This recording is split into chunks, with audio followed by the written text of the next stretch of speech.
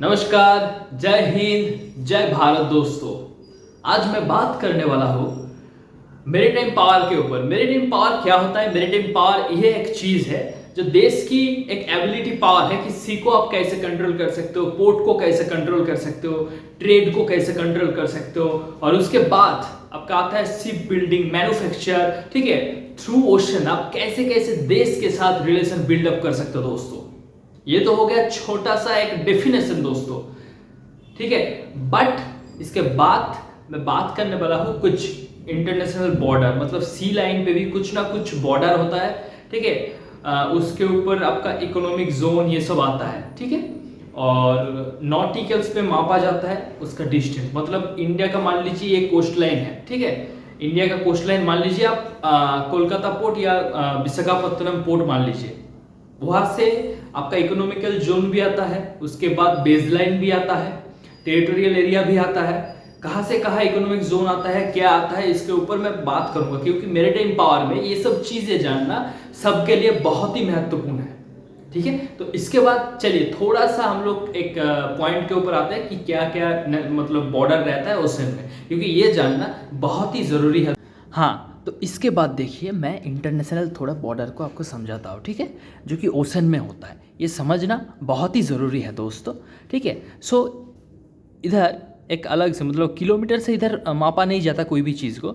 इधर one nautical is equal to 1.852 kilometre होता है दोस्तों, ठीक है।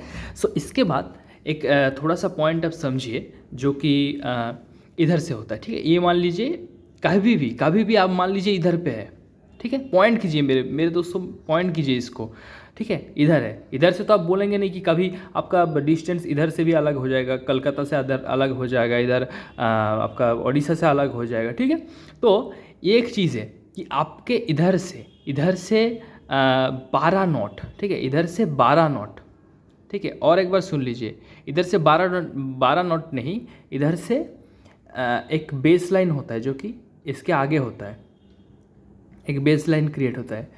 और बेस लाइन के अंदर इधर रहता है इस पॉइंट पे, इसको हम लोग कहते हैं इंटरनल वाटर, मतलब ये आपका एरिया पे आ गया। अब इधर एक लाइन मान लीजिए, ध्यान से देखिए, इधर एक लाइन, ठीक है, इधर एक लाइन, इसके बाद 12 नॉट, ठीक है, 12 नॉट दूर और एक लाइन होगा, ठीक है। वह आपका होगा आपका वह होगा टेरिटोरियल लाइन, ठीक है। तो पहले आ गया बेस लाइन, तो पहला लाइन क्या था? बेस लाइन के अंदर इंटरनल वाटर आता है, और उसके बाद आता है आपका 12 नॉट के बाद, ठीक है, 12 नॉट के बाद आता है टेरिटोरियल एरिया। टेरिटोरियल एरिया पे आप मतलब अगर मान लीजिए टेरिटोरियल एरिया पे कोई भी बाहर से मतलब विदाउट परमिशन बाहर से इधर घुस जाता है, विदाउट परमिशन बाहर से इधर घुस जाता है, तो उसको उड़ा दिया जाएगा, ठीक है। यही एकदम मोटो है लाइफ का, ठीक है। और उसके बाद 12 नॉट के बाद आपका 24 नॉट, मतलब इस बेस लाइन, पहला जो बेस लाइन मैंने बताया था, बेस लाइन के बाद 24 नॉट, एकदम बेस लाइन से, ठीक है, बेस लाइन से 24 नॉट डिस्टेंस पे आपका आता है कंटिग्यूअस एक जोन आता है, ठीक है। और उसके बाद 200 नॉट, मतलब एकदम बेस लाइन से 200 एकदम ये मतलब इधर आता है आपका एक्सक्लूसिव इकोनॉमिक जोन। दोस्तों exclusive economic zones is very essential. यहाँ पर आपका मान लीजिए फिशिंग, ऑयल, ये सब अगर मिल जाता है, किसी भी देश को मिलता है, तो ये इंडिया के ही होगा, ठीक है। मान लीजिए ऑयल, एनर्जी, सिक्योरिटी, किसी भी कुछ चीज़ इधर मिल जाता है तो ये इंडिया का होगा। बट इसके बाहर जब भी आप आ जाते हो तो ये हाई सी हो जाता है, ठीक है। मतलब हाई सी के अंदर ये सब जो यूनिवर्सल जो लॉ है, सी का जो लॉ है, उसके अंडर आ जाता है। तो अब ये डिसाइड होगा कि मान लीजिए इधर एक ऑयल मिल गया, ठीक है, ऑयल या कोई भी एनर्जी सिक्योरिटी, आपका एनर्जी मिल गया, फिर उधर उस लॉ के तगार पर, उस लॉ के अंडर ये देखा जाएगा कि क्या है, किसने पहले मिला, किसी को बाद में मिला, ये सब है। अब ये क्वेश्चन खड़ा होता है, ठीक है। अगर मान लीजिए कि आपका अगर मैं आपको दिखाऊँ एक सीन, मान लीजिए इधर आपका श्रीलंका है, ठीक है।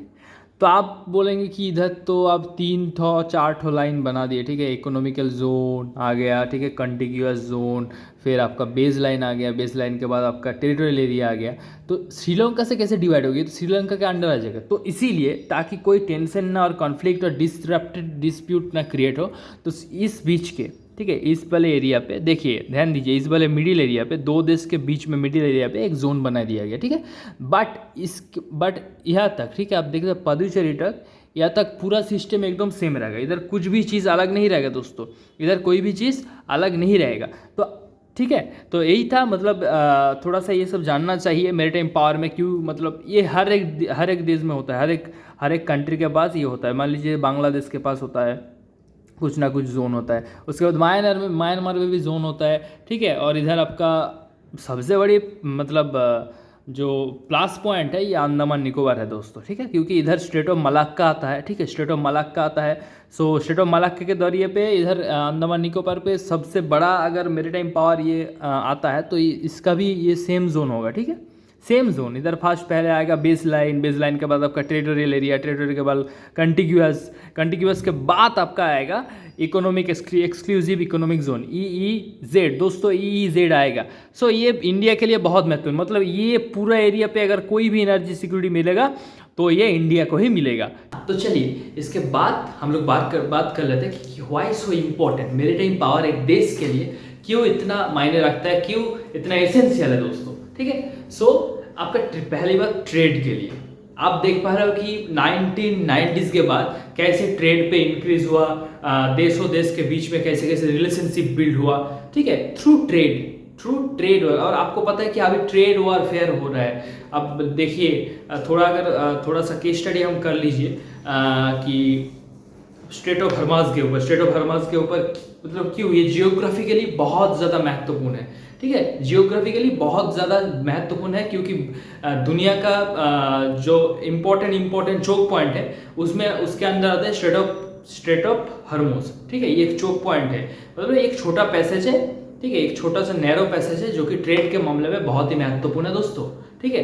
सो ये एक छोटा सा केस स्टडी आपको मैरीटाइम पावर में आ जाएगा। और एक case study 1970 war, Indo Pakistan war के, आपको पता ही है कि यूएस एंड यूके ने कैसे कैसे हमला किया था, उसका जो भी आपका शिप था उसको देकर। बट उस टाइम पे अगर रसिया ने अगर ना हेल्प कर पाते, ठीक है, अगर रसिया ने उसका जो भी था मैरीटाइम पावर को दिखाया और इंडिया को प्रोटेक्ट किया उस टाइम में, ये सब लोगों को पता है दोस्तों, ठीक है। So that's why is very important. And trade welfare, industry build, ship building में भी ये इंपॉर्टेंट है, और बिजनेस में इंपॉर्टेंट है, इंपोर्ट एक्सपोर्ट में इंपॉर्टेंट है, ठीक है। तो शायद आपको मेरा वीडियो बहुत अच्छा लगा, ठीक है। आपका जो भी राय है मैरीटाइम पावर के ऊपर आप प्लीज़ कमेंट कीजिए। अगर आपका कोई क्वेश्चन है इसके ऊपर तो प्लीज़ कमेंट बॉक्स में कमेंट कीजिए। Thank you so much. जय हिंद, जय भारत।